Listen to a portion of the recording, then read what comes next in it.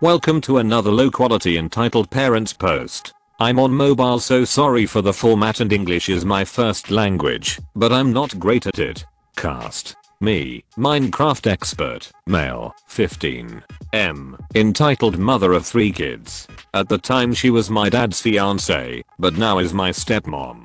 CD, M's cool daughter, 2 years younger than me. Ek 1, the first entitled kid, 2 years younger than CD. Ek 2, the second entitled kid, 5 years younger than Ek 1. LS, biological little sister, same age as Ek 1. On to the story. I own a PSVR. It is mine, and due to how irresponsible Ek 1 and Ek 2 are, I rarely let them use it. CD is the only one in their family that I like, and I'll let her use my VR along with LS, who is the same age as Ek 1. M, CD, Ek 1, and Ek 2, my step family were down for 2 weeks near the end of summer. My dad and I were having a fallout, so I rarely went over. I was over for the first day that my step family was over. I told LS and CD that they can use my PSVR, but if they need help with anything to contact me. LS called me 3 days later when I was at my mom's house, crying because she was yelled at by M to get off the PSVR and to let Ek 1 and Ek 2 use it. LS is very vulnerable to panic attacks, so anyone yelling at her is super bad for her. Me being me got my mom to drive me over to my dad's house so I can argue with them. I like arguing with them. I turn off my VR, which is in my room, and I don't like people in my room because it isn't exactly fit for younger kids, and tell Ek 1 and 2 to get out. They get M, who was shocked to see me there because I'm supposed to be at my mom's. M tells me to leave and let them use it. I said no because they were going to break it or do something to harm my VR. M picks my VR headset up and throws it across my room to my TV and tells me that no one gets to use it anymore. I was furious. I told her to get out, locked my door, and ran over to my VR headset to make sure it was okay. It was fine except for the rubber sides were falling out, a few scratches were on it, and the earbuds that come with the VR broke. The TV was not okay. It was all static. I stayed the night at my dad's house and didn't tell anyone that it still worked. The next day at 3 AM LS wakes up because I was too loud while playing VR. She asks if she can play it. I tell her that it's 3 AM, but during the day she can, and so can CD. I hide it so Ek 1 and Ek 2 don't find it and go to my mum's for the rest of the week. I tell LS where to hide it when she isn't playing it, so it isn't taken broken. Thank God my plan worked for the most part. On the second to last day, Ek 1 sees a blue light from underneath my door from LS and CD playing it and tells M. M waits till nighttime, or when no one was playing, to take one of my remotes with her back to Canada. My step family lives in Canada. I live in the US, so I can't play. I didn't know that she took one of my remotes until my dad saw me playing my VR while using both remotes. He says that M took a remote to Canada and shows me a picture of a vibrator that I had in my room. I laugh and say that's not my VR remote, that's my vibrator. I get yelled at for having a vibrator, but my dad doesn't do anything else. I still hide my VR and PS4 when my step family is over. This story is rather old. I originally posted it on another board a few months ago and completely forgot about it until I started purging through my old posts and deleting old ones. Might as well post is here though now, since I found it. I also fixed some glaring grammar errors that gave me a migraine while reading it. Warning you now, massive spoilers for the Danganronpa video games. You've been warned. A little bit of backstory and explanation ahead. I live in Puerto Rico, born and raised in Trujillo Alto, a place where a lot of people ain't very tech savvy, and English is a language not very commonly seen. In my neighborhood, people generally ask me to translate things for them, because I'm the only English speaker besides my mom. All of this is translated from Spanish. I speak English fluently, as you can tell, but Spanish to English translation is harder than it looks, and Puerto Ricans using a particular form of Spanish, Spanglish, where they mix Spanish sentences with English words. It makes translation even harder, so bear with me here. I love playing video games, but one series in particular that I've always loved are the Danganronpa games. I always found the concept of being forced into those trials and the survival situation the teenagers are in as interesting. Anyone who plays the games knows how they work. Students live daily life inside a special facility, a school repurposed to become a sort of trial ground and murder scene, with the only chance of leaving being to commit a murder and get away with it, be it through framing others or leaving so little evidence nobody can be properly convicted. If the murderer gets away with it, all the other students are executed, and if the murderer is caught and properly found as guilty, he is executed instead. And it ain't some little execution, it's a gruesome and strangely creative way to execute the characters, taking their talents into consideration for the specially made execution. And with all this out of the way, we welcome the cast. Me, Dad, my father, M entitled, or stupid or whatever you want to call her, mother, child her son, SG security guard, Dr. Danganronpa, officer police officers. My mother is no stranger to business trips. Generally, when she goes out to them, me and my dad like to go eat at a restaurant or watch a movie, to have some father-son time just for fun. My mother had gone to her trip, and so me and my dad chose to go to Chili's for dinner. Everything was fine, we just talked, and my dad, being into video games, actually asked me about what games I was playing recently. I tell him about Doctor, and that I just began Doctor V3, Killing Harmony, when a SG announced on the speaker, "SG, excuse me and good evening, to the owner of the grey Mitsubishi Mirage. There was an accident pertaining your car. Please come outside to discuss the issue." Dad, damn it, what happened? Me, you want me to come along and help out with anything? Dad, no, don't worry, just finish eating and pay, I'll come back if this gets solved quickly. If it doesn't, just come outside and look for me. Dad meets up with the security guard at the front desk and goes to the parking with him. I finish eating, and while I wait for the check, I pull out my Svita with Dr. V3, Killing Harmony in it, and open the save file. Disclaimer: okay, there have been no spoilers so far, but now there will be. Last chance to leave before I ruin the game for you. You've been warned. I'm finishing the first trial, beginning the closing argument against Kid Akamatsu, the ultimate pianist, who accidentally murdered the student Rentaro Amami by confusing him for the mastermind and dropping a shot put ball on his head. In walks the M and her child. M, good evening, boy, I wanted to ask you something. Me, UHH, sure. What's up?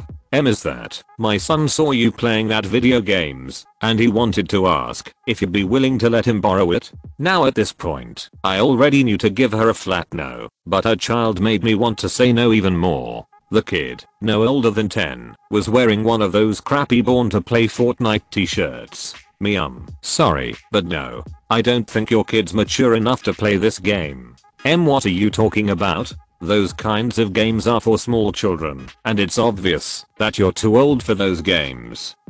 Points at Monokuma on screen, the main antagonist, talking about the case. That's when it dawned on me. She thought this was a kid's game because of Monokuma. Monokuma is the main antagonist, and for those who don't know, he's a mechanical teddy bear, white on his right half, black with an evil grin on his left. Me, I already told you no, he's not ready. M, fine. If he's not ready, then that means someone like you also needs adult supervision. You don't look 18, so you must still be a minor. At this point I was dumbfounded at just how she was behaving, mostly cause I was 16 at the time, but I looked at my game and realized what Monokuma had just said. Monokuma on my Svita, it's punishment time. I felt a bit cruel, but I wanted to make her pay for not getting the damn message that her child was still too young, but I didn't expect what was coming. Massive spoilers below. I've played all the games up until now. I've seen some of the worst executions to date.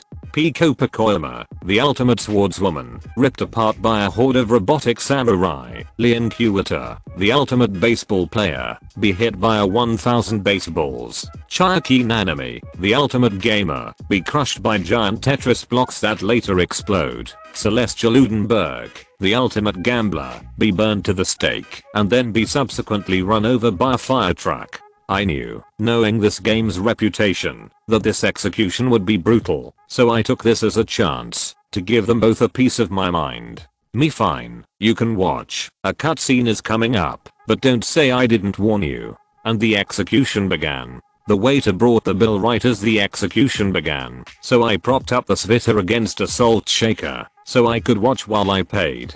And the execution ended up being more brutal than I thought it'd be. Final damn disclaimer, you've made it this far, and there are some big spoilers, but the executions are a big part of the game, so the next spoiler is even bigger. Last chance to back off, and for those squeamish, you might want to leave also. The look on the M's face at first was cocky, thinking it'd be nothing. As the execution went on, it went from cocky, to freaked out, to horrified. The first execution is the execution of Kida Komatsu, who was hung from her neck using a choker, not a noose, like one of those accessory chokers women like to wear. Subsequently, she'd be dropped and raised to use her body to play a giant piano, while Monokuma's distinct distorted and energetic music played in the back, and we'd get close-ups of her face as she struggled to breathe. Meanwhile, her son was confused, but scared by his mother's responses. Here she was freaked out. But at the end, she was horrified. At the end, we get a close-up of Kid's body still held from the neck, as the bed of spikes on the lid of the piano that was behind her closes on her, destroying her body and making a bloody mess, while one of Monokuma's children, Monarchid, is thrown into the door by his brother, Monodum, and blown to bits. The execution ends with Monarchid's decapitated head, covered in blood, rolling up to the surviving students, looking at the giant blood-soaked piano. Here she was horrified. The waiter didn't think anything of it as I paid, and I was actually impressed. I didn't think the executions could get more outlandish and cruel, but here they did. But the coming part is what made me want to post this. What the actual F did you just show my son? Me, I showed him what you wanted me to show him. Security. Help. This psychopath is trying to do harm to my child. At this point, I wasn't scared or worried of her. I didn't really care. I was scared of what the guard would think or do. SG-2 arrives. SG, what's happening? Now in tears, this psychotic child is trying to do harm to my child. He just showed my son a lynching video where a young woman was hung. SG, what? We both look down at the child screaming and crying. SG, okay, you guys are coming with me, we need to talk. But you, hands behind your back, you're under arrest for suspicion of hate crimes. He puts handcuffs on me and calls a squad car. I was in shock. I had just been arrested and was looking at possible time in jail over a effing video game scene. A simple effing game scene. Once the car arrives, the lady and child, for their own safety, go with the SG in his car, and on the way there, I see my dad. Dad, son, what did you do? Me, nothing. I didn't do anything. Just get in, and I'll explain once we are there. Once we are at the police HQ, I explain to my father what happened, and we overhear the mother telling some freaky tale about how all she wanted was to recover her son's stolen PS Vita and video game. And then came up with some bullcrap tale about how I put in a special cartridge with the horrific scene showing the lynching of a woman, and that it was for indoctrination. Then came my interrogation. Officer, so, they tell me you stole a Nintendo and inserted, as she calls it, a special game card that put on the screen an indoctrination video where it shows a young woman being hung? Me, no. Almost everything she told you was pure bullcrap. Officer, really? Well, kid, I don't want to arrest anybody who's innocent. The people in this damned country already don't have respect for the police as it is. Tell me then, what is the truth? I tell him the whole ordeal, and he looks at me with a face that says that sounds more believable. He takes the handcuffs off of me and tells me to wait outside because the others were looking over the console and the camera footage. We just wait there for 2 hours while the police do their work. It was already 11 PM, and the kid was cranky. Child, I want to go home. I know, baby, but don't cry. When we leave you'll have a new console to play your games on. Around 12 o'clock the cops come back. They ask for the child. They're calling you, baby. Come on. Officer, sorry ma'am, you'll have to stay out here. We don't want any external influences during this investigation. What are you talking about? The kid is sleepy. He needs his mother. M starts trying to push the officer. Officer, sorry, but no. Wait outside. Slash she continues slash ma'am. Stop. Slash she continues slash ma'am. Slash she gives one big push that knocks him to the floor. Officers grab her by the arms and the fallen officer gets back up slash. Officer okay ma'am. I'm gonna let it slide, but mother of God, if you do it again, I will arrest you for attacking an officer. Slash they release it slash. After about an hour, the kid comes out with a lollipop, and the police officer behind him has a pair of handcuffs and a console. Slash the kid goes back to his mother. Officer thank you for your cooperation ma'am. Thanks to your son's honesty, we'll be able to arrest and remove a criminal from the street. Thank God and all of you, and thanks for everything. Slash smiles and looks at me with a cocky grin and a glare. Officer yeah, but one last thing.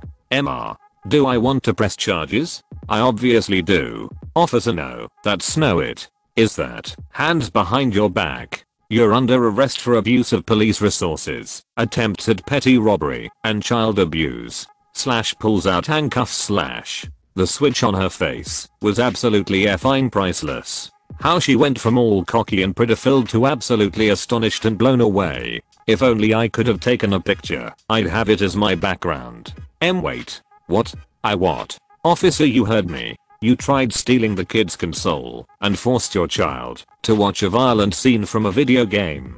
Next time, at least know what you're trying to steal. The argued and screamed and fought and started trying to throw the single divorce mother card to save her own sorry ass, but the cops wouldn't buy it. When they asked me if I wanted to press charges, I chose not to. She already has the state and child protective services on her, but for what she did, I'm not going to jump on that bandwagon. My console was returned to me with the game, and the officer warned me to not play that game in public spaces anymore. I don't even bring portable consoles to public spaces because of that. From what they told me, the child would be sent with his divorced father in Guaynabo, and the mother would have no custody anymore.